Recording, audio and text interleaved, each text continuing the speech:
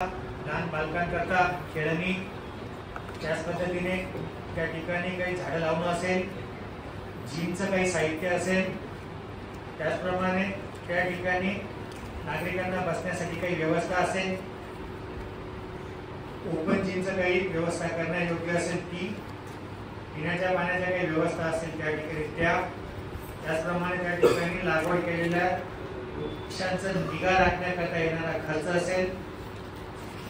इत्यादी सर्व गोष्टींकरता आपण